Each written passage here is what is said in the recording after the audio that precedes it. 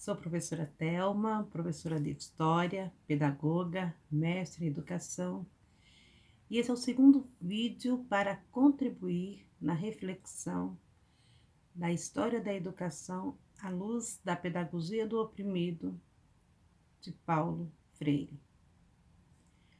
Com o objetivo de fomentar discussões a respeito de um ensino de história da educação que pense a educação como uma praxis educativa crítica, visando seu comprometimento social e seu peso na condição de emancipação humana. Buscamos, dentro da história, fatos que irão nos orientar e nos trazer a uma reflexão desse período histórico na sociedade brasileira.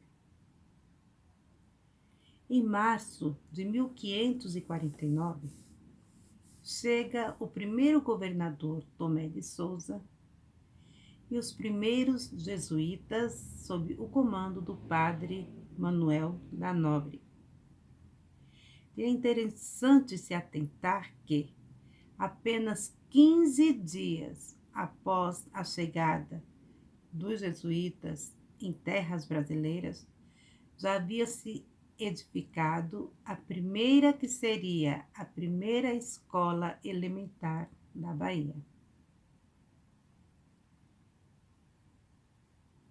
No entanto, não podemos nos esquecer que aqui no Brasil já haviam moradores.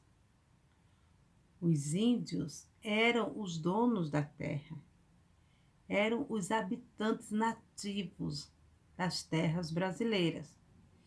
E eles já tinham um modo de educar as suas crianças, o que foi totalmente desconsiderado pelos educadores que chegaram aqui naquela época.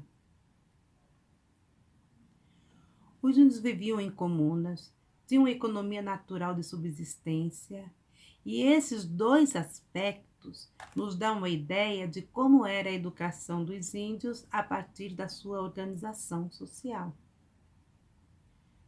Porém, tudo isso foi desconsiderado pelos jesuítas que aqui chegaram com a missão de educar e catequizar os índios.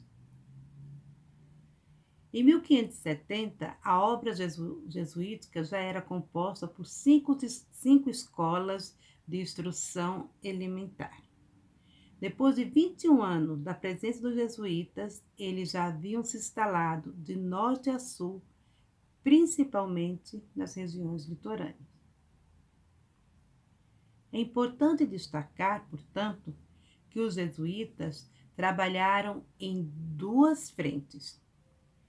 De um lado, as escolas e colégios serviam para atender colonos pobres que eram trazidos para o Brasil para cumprir algum tipo de pena, na sua maioria débitos de impostos junto à coroa portuguesa, e esses vinham com a família, inclusive os filhos.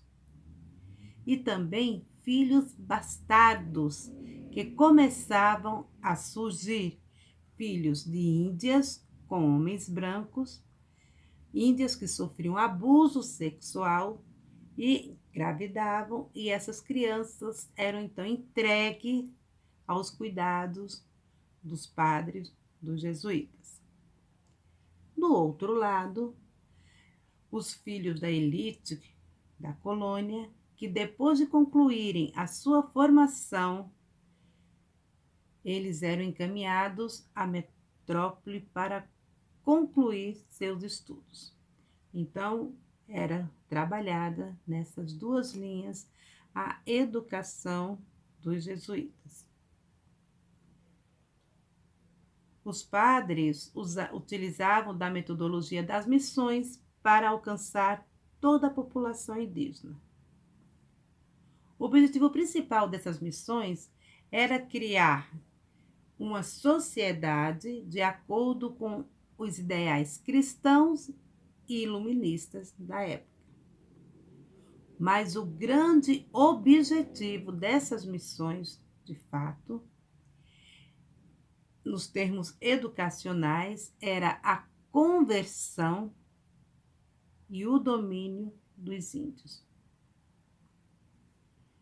Os jesuítas primeiro introduziam para o povo pobre e para os índios o ensino profissional. O que nós diríamos hoje, né, dentro da nossa conjuntura de educação do Brasil, o ensino profissionalizante. Na sequência, ministravam o ensino elementar. O que era e que constituía esse ensino elementar? Na leitura e na escrita. Mas era com as crianças indígenas, que os padres recolhiam material para a organização da língua. Era através das crianças que os padres organizavam material suficiente para chegar até os adultos. Eles conseguiam ampliar sua obra catequizadora, ensinando às crianças canções que mais tarde eram repetidas para os parentes na própria língua indígena. Um dos primeiros expedientes metodológicos utilizados pelos padres jesuítas para a educação dos índios foi a música. E depois vieram outros, como o teatro e a dança. A dança foi o recurso mais usado pelos jesuítas. Os padres comemoravam datas, calendários cristãos e convidavam os índios para celebrar essas datas com suas danças. O que acontecia?